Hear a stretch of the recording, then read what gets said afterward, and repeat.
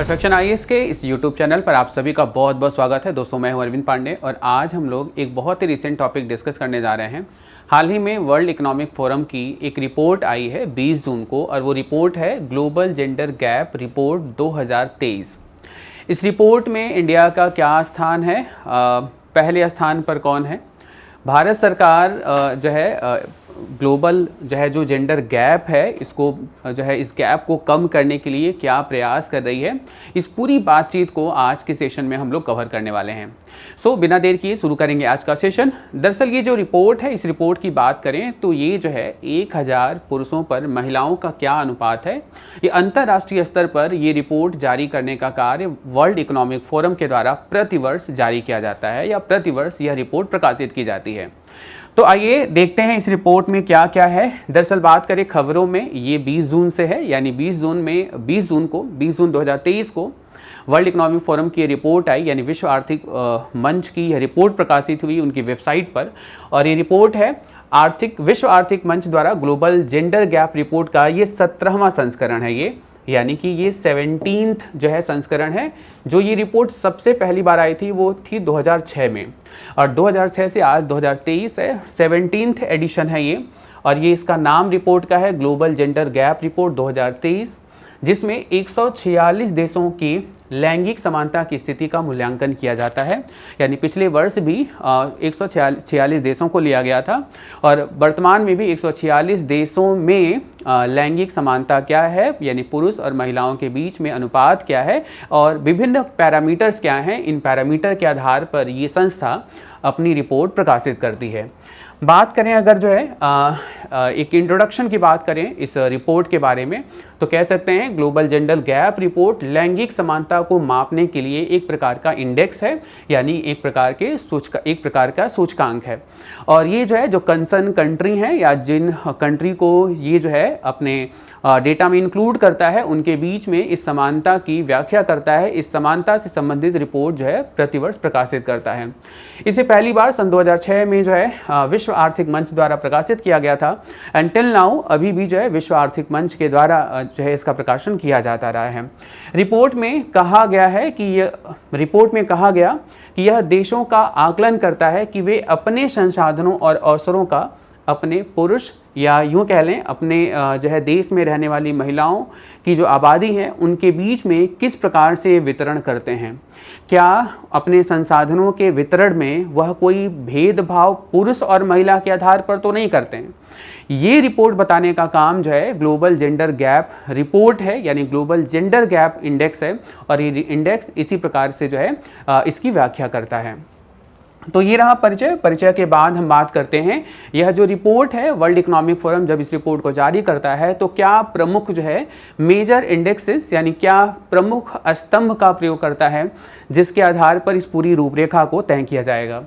तो बात करें, यह 4 मुख्य रूप से प्रमुख आयाम हैं जो लैंगिक समानता की दिशा में प्रगति पर देशों के मूल्यांकन को मूल्यांकन करते हैं या देशों की व्याख्या करते हैं। तो सबसे पहला जो पैरामीटर है वो है आर्थिक भागीदारी और अवसर। याद रखिएगा, ये एग्जाम के पॉइंट ऑफ व्यू से मोस्ट इंपॉर्टेंट हो सकता है। कई बार प्रश्न ऐसे पूछे गए हैं कि ग्लोबल जेंडर गैप रिपोर्ट के अंतर्गत निम्न में से कौन सा पिलर शामिल नहीं है या किस भाग को शामिल करते हैं, और इसमें से 4 में से कोई एक गायब कर देंगे वो, या इसमें से किसी एक भाग को लेकर के वो प्रश्न में आपसे प्रश्न पूछ लेते हैं। तो सबसे पहला जो पिलर है इस इंडेक्स को तैयार करने का वो है आर्थिक भागीदारी और अवसर।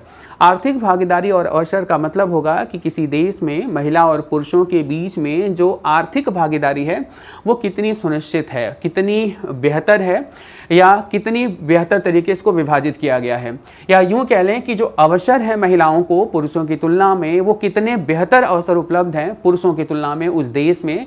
इस स्थिति के आधार पर इस रिपोर्ट की नींव रखी जाती है।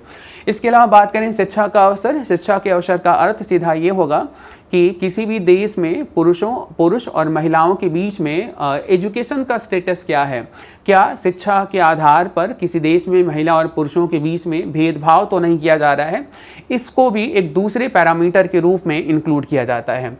इसके अलावा स्वास्थ्य एवं उत्तरजीविता, यानी कि पुरुष और महिला के बीच में स्वास्थ्य स्तर पर क्या सुविधाएं उन राज्य या केंद्र सरकारों द्वारा दी जा रही हैं, या अर्थव्यवस्था में कैसी सुविधाएं महिला और पुरुषों के लिए उपलब्ध हैं स्वास्थ्य से संबंधित, उसमें जो है महिला और पुरुष में किसी प्रकार का वंचन तो नहीं है। तो इस आधार को भी ये तीसरा स्तंभ बनाया जाता है इस सूचकांक को कंसीडर करने के लिए।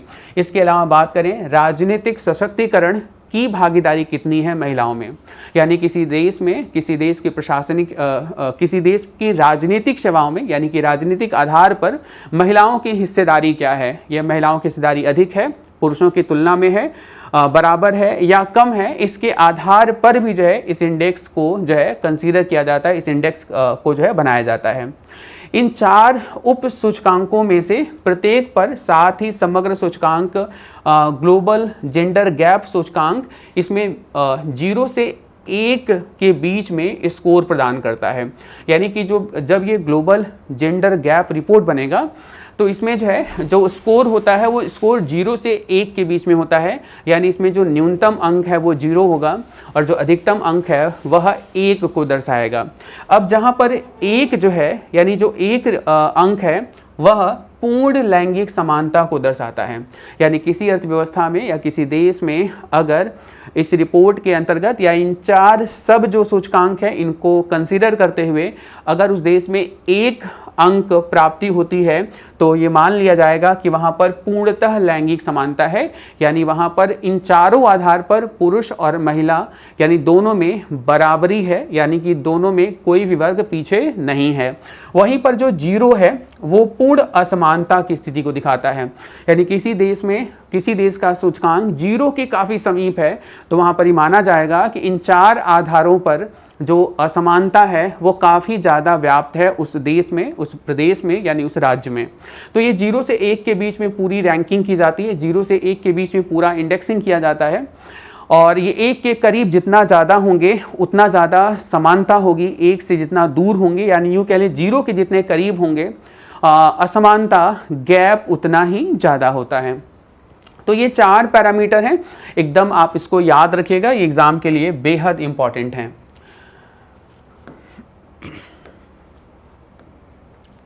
उद्देश्य क्या है इस इंडेक्स की इस इंडेक्स को प्रकाशन करने का उद्देश्य क्या है WEF का? तो स्वास्थ्य यानी कि हेल्थ की बात कर रहे हैं, शिक्षा यानी एजुकेशन की बात कर रहे हैं, अर्थव्यवस्था और राजनीति पर महिलाओं व पुरुषों के बीच जो सापेक्ष अंतराल है, जो रिलेटिव डिफरेंस है, पर प्रगति को ट्रैक करने के लिए दिशा सूचक के रूप में कार्य करने के उद्देश्य से इस इंडेक्स को जारी किया जाता है।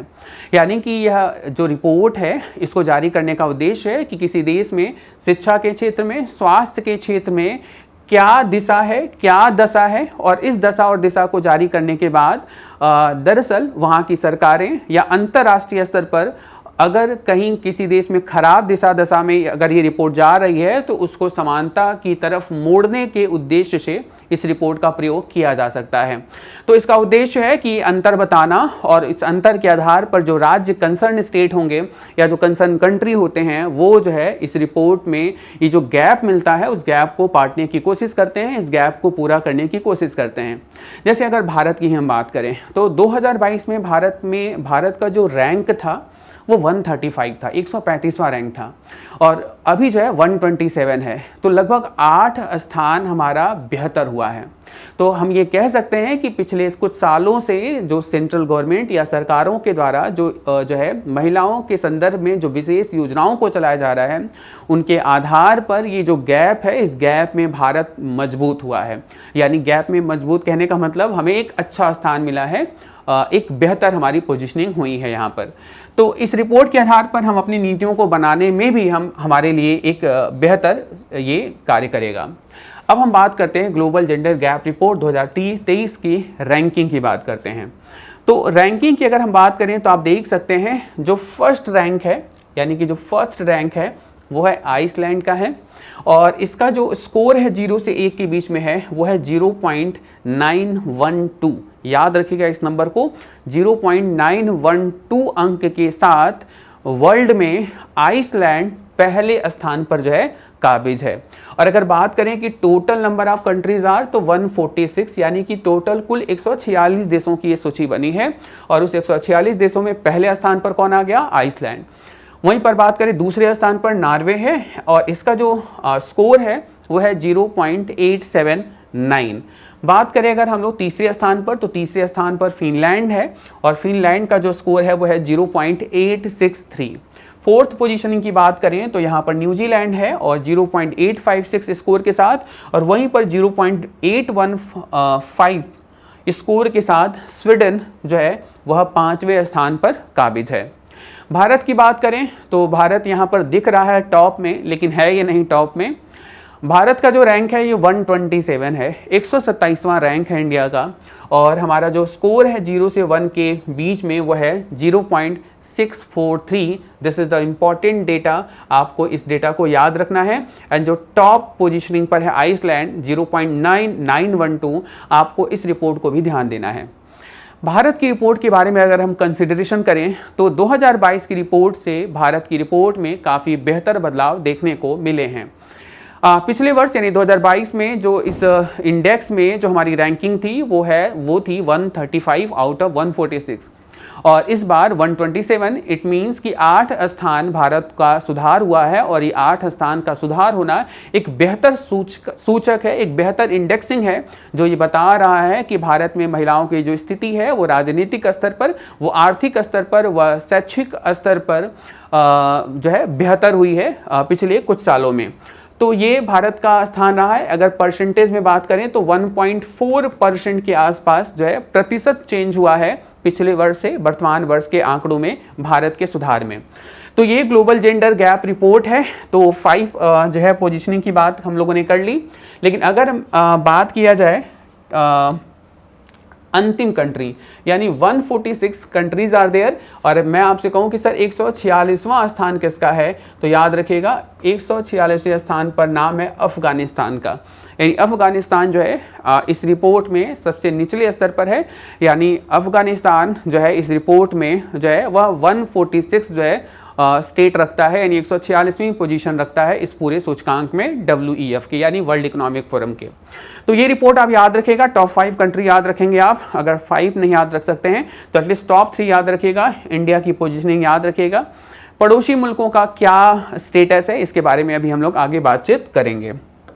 इसके अलावा बात करें अगर दक्षिण एशिया में इंडिया का क्या पोजीशनिंग है, यानी दक्षिण एशिया में भारत का क्या स्थान है, तो दक्षिण एशिया के देशों की बात करें तो इसमें जो है भारत नहीं है, यानी इसमें भारत भी पहले स्थान पर नहीं है। पहले स्थान पर है बांग्लादेश, जिसका ग्लोबल जो स्टेटस है वो 59 है, 59 है।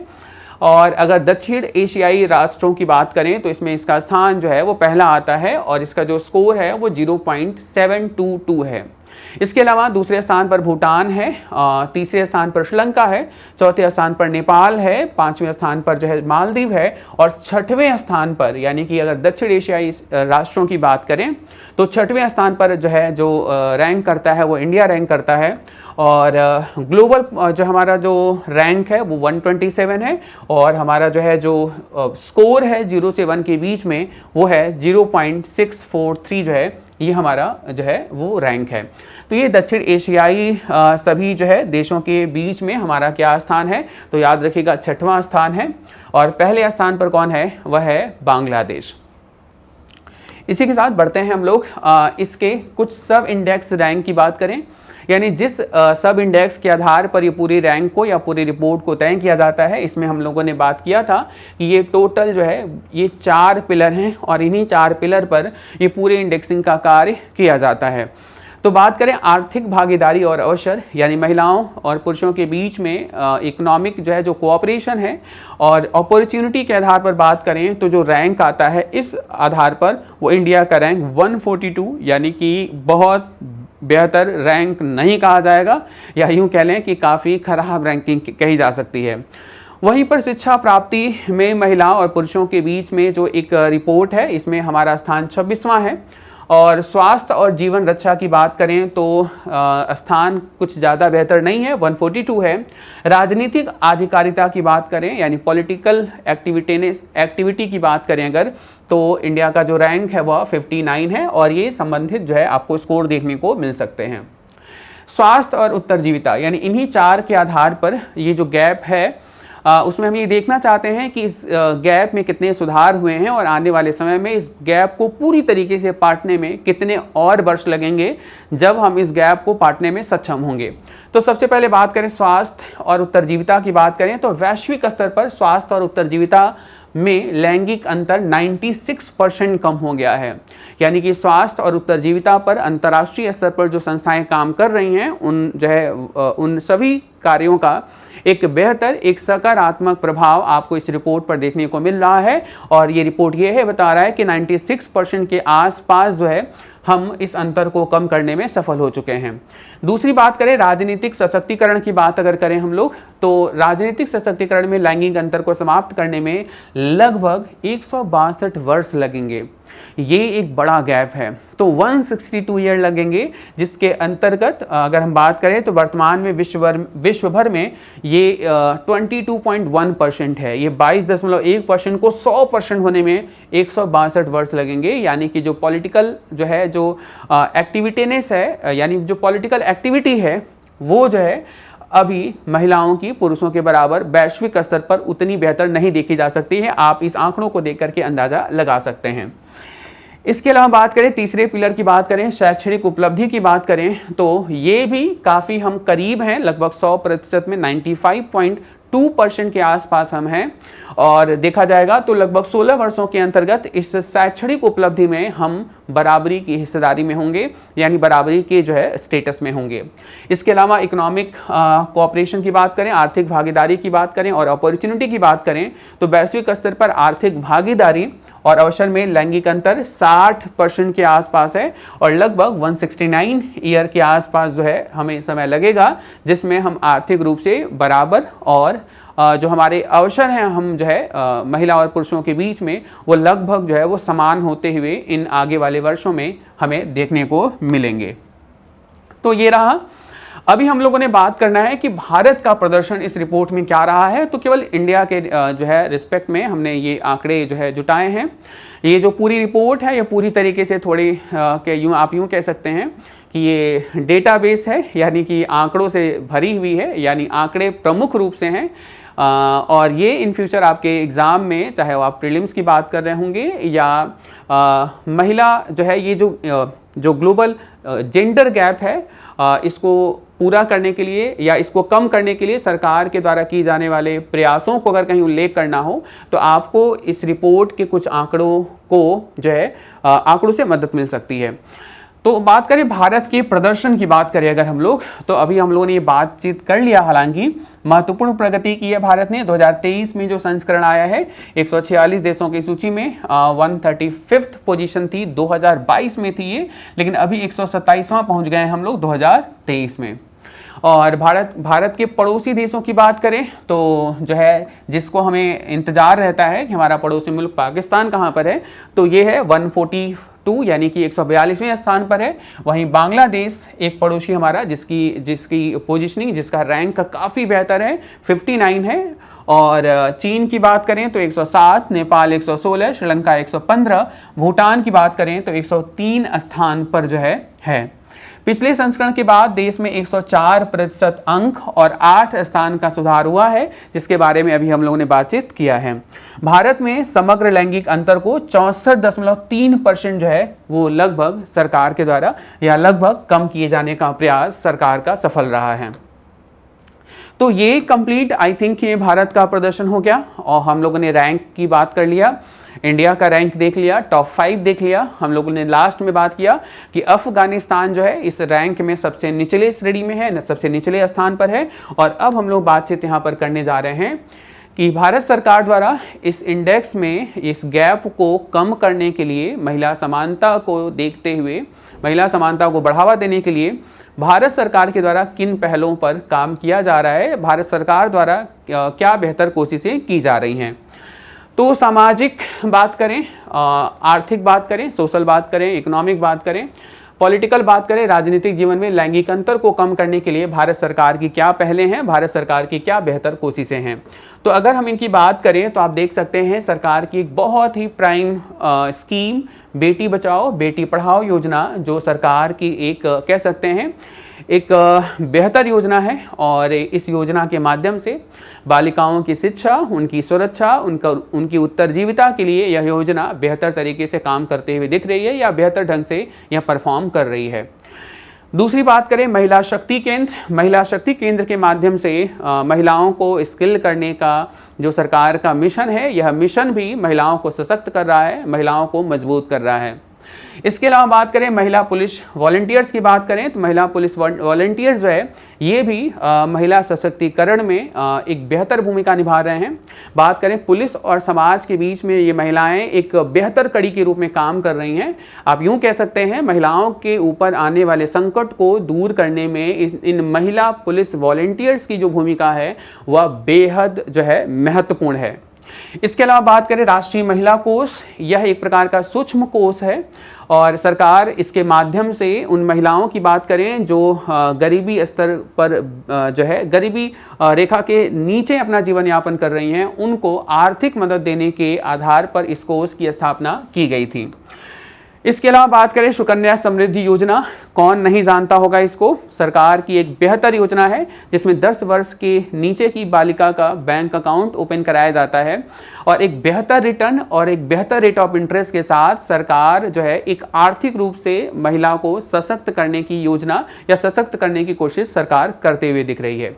इसके अलावा बात करें महिला उद्यमिता की बात करें तो आपने प्लान जरूर सुना होगा सरकार का startup India, stand up India. इसके अंतर्गत मुद्रा योजना भी आपने सुना होगा जिसके अंतर्गत महिलाओं के लिए लोन का विशेष प्राविधान भारत सरकार के द्वारा रखा गया है।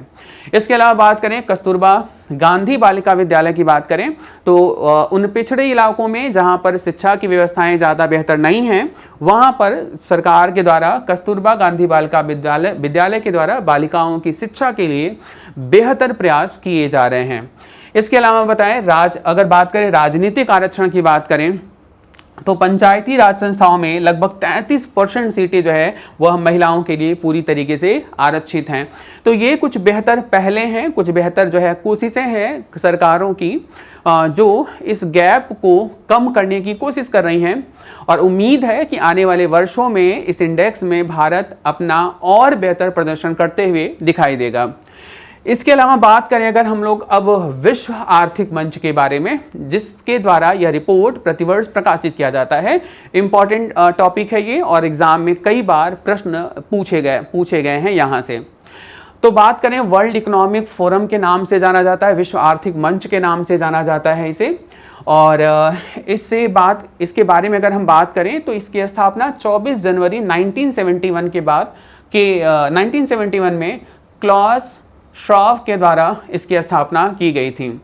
यह विश्व आर्थिक मंच जो है एक अंतर्राष्ट्रीय संस्थान है, एक गैर सरकारी एवं पक्ष समर्थन संगठन है जिसका मुख्यालय बात करें तो मुख्यालय जेनेवा स्विट्जरलैंड में है और इसे दरअसल स्विस सरकार द्वारा सार्वजनिक निजी सहयोग के लिए अंतर्राष्ट्रीय संस्था के रूप में एक मान्यता प्राप्त है और इसी आधार को मान करके यह अंतर्राष्ट्रीय स्तर पर कार्य करने का इसी स्तर पर कार्य करता है। आप पूरे वर्ष भर देखेंगे तो वर्ल्ड इकोनॉमिक फोरम की कई सारी रिपोर्टें समय समय पर प्रकाशित होती रहती हैं और हमारे एग्जाम के लिए मोस्ट इंपॉर्टेंट होती हैं। तो आइए देखते हैं कि वर्ल्ड इकोनॉमिक फोरम कौन सी अन्य रिपोर्टें प्रकाशित करता है जो हमारे एग्जाम के लिए इंपॉर्टेंट है। तो major reports by world economic forum की बात करें तो एनर्जी ट्रांजिशन इंडेक्स की बात करें, ये प्रतिवर्ष जो है रिपोर्ट है, वार्षिक रिपोर्ट है वर्ल्ड इकोनॉमिक फोरम की और ये इंपॉर्टेंट रिपोर्ट है। इसके अलावा बात करें ग्लोबल कॉम्पिटिटिवनेस इंडेक्स रिपोर्ट, ये भी एग्जाम के लिए मोस्ट इंपॉर्टेंट है और it is issued by world economic forum 2। Global IT report की बात करें, इसके अलावा बात करें ग्लोबल जेंडर गैप रिपोर्ट जिसके बारे में अभी हम लोगों ने बात किया है 2023। ग्लोबल रिस्क रिपोर्ट की बात करें, global travel and tourism report की बात करें तो ये कुछ प्रमुख रिपोर्ट हैं जो वार्षिक स्तर पर जो है वर्ल्ड इकोनॉमिक फोरम के द्वारा यानी विश्व आर्थिक मंच के द्वारा प्रकाशन का कार्य किया जाता रहा है या किया जाता है। इस क्लास में फ़िलहाल के लिए वर्ल्ड इकोनॉमिक फोरम के बारे में फ़िलहाल के लिए इतनी बातें, और आज के इस सेशन पर आधारित आपके लिए एक अभ्यास प्रश्न, और ये प्रश्न है निम्नलिखित में से कौन सा विश्व के देशों के लिए सार्वभौमिक लैंगिक अंतराल सूचकांक जारी करता है। ऑप्शन है विश्व बैंक, अंतर्राष्ट्रीय मौद्रिक संगठन, विश्व स्वास्थ्य संगठन या विश्व आर्थिक मंच यानी वर्ल्ड इकोनॉमिक फोरम। आंसर आपका क्या होगा, सही आंसर क्या होगा, इस आंसर को आप कमेंट बॉक्स के माध्यम से आप लिख सकते हैं, यानी कमेंट बॉक्स के माध्यम से अपनी बात को आप रख सकते हैं। तो आज के सेशन में फिलहाल इतना ही। इस रिपोर्ट के बारे में मैंने कोशिश की है कि लगभग सभी उन जो है मुद्दों को शामिल किया जाए जो आपकी परीक्षा के लिए इंपॉर्टेंट हों, जो आपकी परीक्षा के लिए महत्वपूर्ण रखते हैं। तो आज की क्लास में फिलहाल इतना ही। मिलते हैं अगली वीडियो में एक नए टॉपिक के साथ। तब तक के लिए आप सभी का बहुत बहुत धन्यवाद। Thank you so much.